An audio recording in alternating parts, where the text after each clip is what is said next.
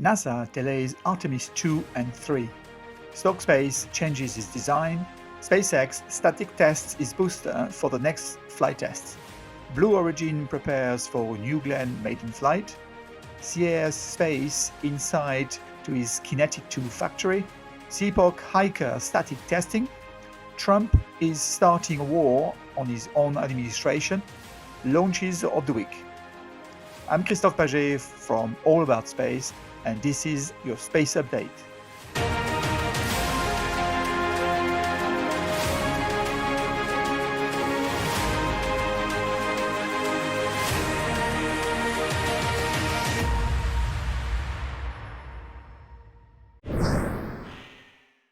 NASA has informed the media that the Orion heat shield damaged during the Artemis I mission is now well understood after a long investigation. The problem will be resolved for Artemis III. However, the Orion capsule for Artemis II is already manufactured, and NASA decided to continue using it but will change the trajectory to minimize the damage on re-entry. They have then mentioned that the Artemis II mission, the one bringing a crew of 4 astronauts around the Moon and back, will be delayed to April 2026, which is 7 months later than originally planned. As for Artemis III mission, expected to land astronauts on the Moon, it will be delayed to mid-2027. Stoke Space has updated us with the changes on his rocket design. This is the rocket before, and this is how it looks now. The new design seems to have a taller first stage, but also second stage. The interstage section has been modified to allow hot stage separation. Now, Stoke Space still wants to have both stages fully reusable. Lots of hardware has been manufactured so far, and the second stage has already been extensively tested, primarily its propulsion system.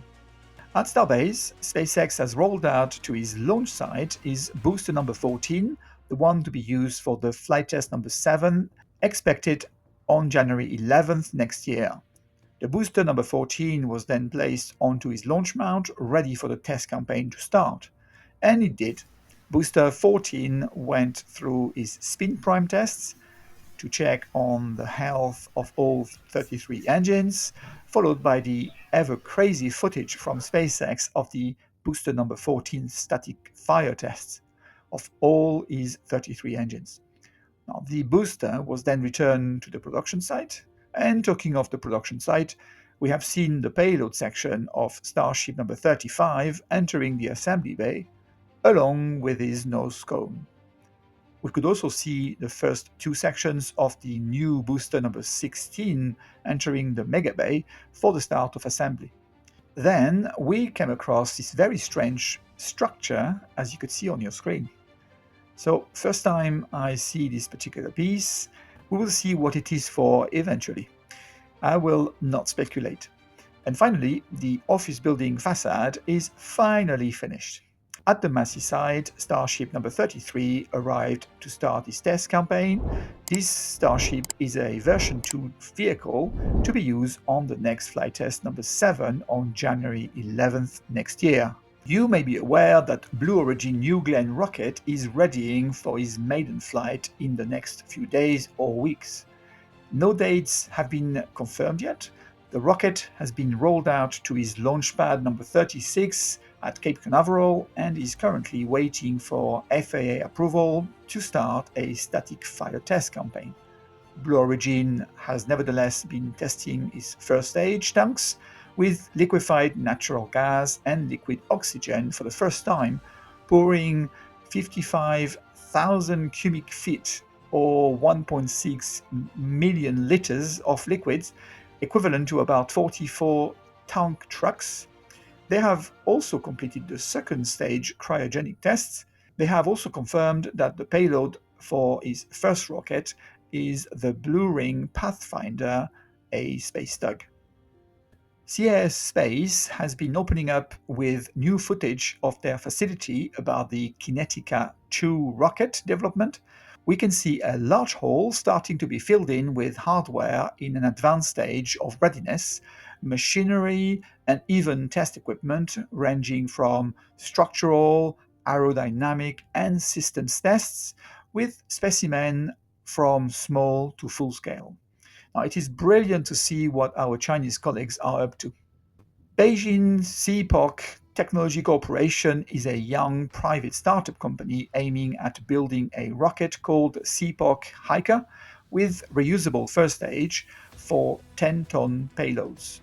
Sepoch is reportedly preparing a vertical takeoff, vertical landing tests with sea splashdown. They have already completed a 20-second static fire of the first stage prototype as shown in this footage this week with a Methalox engine supplied by the Chinese supplier Jiuzhou Yongyang. They previously static fired the second stage demonstrator. They have partnered with a sister company to the giant e-commerce Alibaba to use this rocket for parcel delivery. Now, that is a thought. A recent X.com message from President-elect Donald Trump is sending a very strong message to US government bodies, such as those dealing with regulation and environment, when someone comes and invests over $1 billion in the USA. If he gets what he wants, and that is a big if, that will surely change lots of things in the world of rocketry today for at least the likes of Blue Origin, SpaceX, and perhaps Rocket Lab. December 6th, the Iranian Space Agency launched a Seymour rocket from Iran for its mission Fakir 1. December 8th, SpaceX launched a Falcon 9 for its Starlink mission Group 12-5 from Florida. The first stage flew for its second time and landed on a drone ship. December 12th, CAS launched its Long March 2D rocket from China for its mission High-Speed Laser Diamond. In summary, from January 1st until December 12th, 2024, 245 rockets were launched successfully. Out of that, 149 were from an American company or institution, 62 from China, and 4 from Iran. I leave you this week with an image from the James Webb Space Telescope of the spiral galaxy NGC 29T, some 40 million light years away from us, in the Columba constellation. Now, thanks to JWST, near and mid-infrared onboard cameras, we can see two winding arms as well as the beautiful detail of its swirls of dust and gas.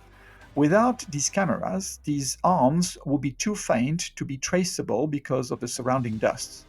This type of galaxy is called a flocculent spiral. Across the disks of NGC 29T are clusters of star formation. The Space Telescope is supporting the scientists to get a fuller overall picture of the star formation and galaxy evolution.